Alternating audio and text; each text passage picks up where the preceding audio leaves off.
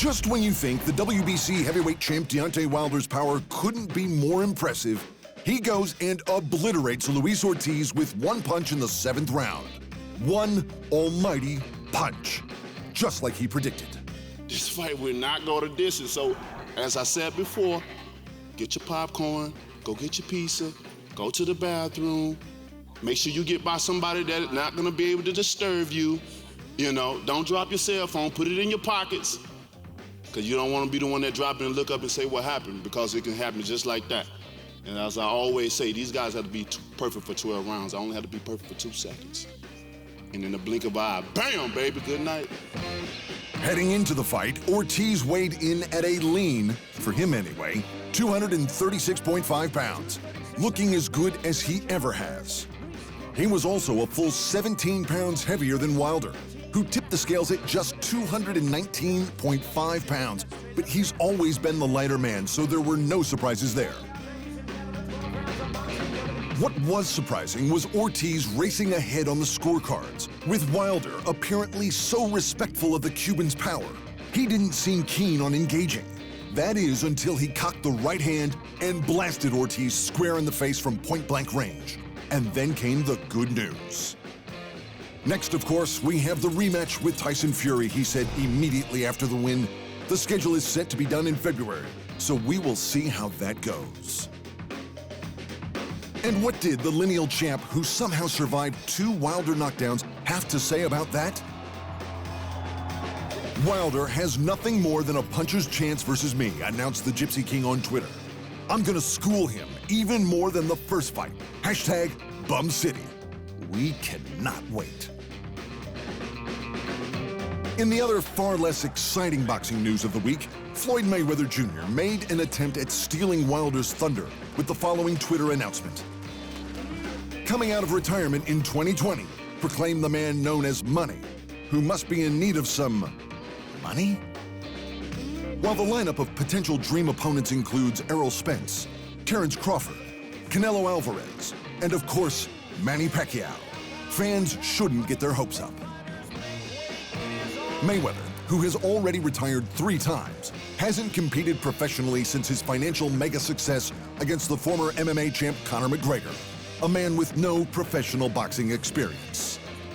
If that's the sort of fighter the undefeated Mayweather is coming out of retirement for, don't expect any of the current boxing champs to be his first choice.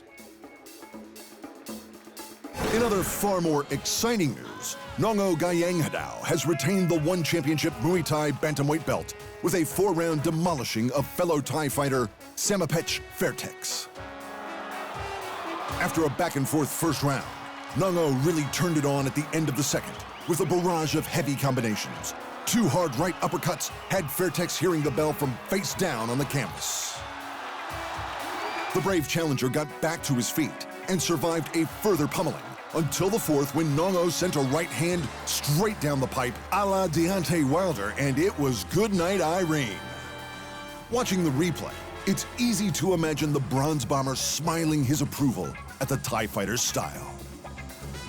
In the co-main event, Singapore's Amir Khan escaped with a split decision victory over Malaysia's Ev Ting, despite clearly breaking Ting's nose with a cracking elbow in the first round.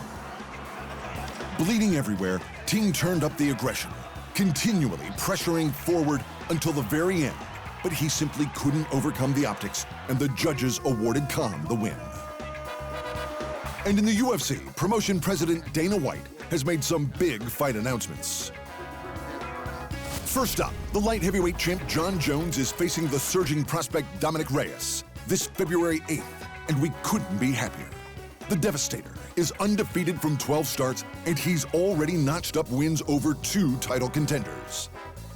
Having said that, Jones is about as good as anyone has ever been, so Reyes has his work cut out for him. And the other big announcement is that a lightweight championship bout between Khabib Nurmagomedov and Tony Ferguson is being targeted for April. But again, don't get your hopes up.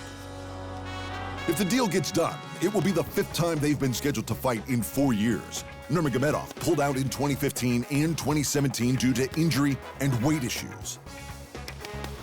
Ferguson pulled out in 2016 and 2018 due to injuries. Still, it's the fight the fans want, and for good reason. Khabib's stellar record of 28-0 includes 12 straight wins in the UFC with 2 defenses of the lightweight title. El Cucuy is also on a 12-fight win streak in the UFC, and the former interim champ has been waiting for his shot at the full title since 2017. It's high time he got it. Bellator 235 saw Michael Venom Page add another body to the pile of hopelessly outclassed opponents the promotion insists on slinging his way. This time, it was Giovanni Malillo. In her third crack at the Glory Super Bantamweight Kickboxing title, Tiffany Van Soest finally outpointed the champ Anissa Meksen at Glory 71. And the next night at Glory 72, the featherweight champ Pet Panamrong Katmukau retained the title, but only with a majority draw against Kevin Van Nostrand. And in the boxing, Leo Santa Cruz claimed a title in his 4th division. Marie-Eve Decaire retained with a decision, as did Callum Smith with the help of some questionable scorecards. But fight of the weekend went to Brandon Figueroa and Julio Ceja's 12-round majority draw war. Thanks for watching, and remember, if you want more fight sports in your life, just hit the subscribe button.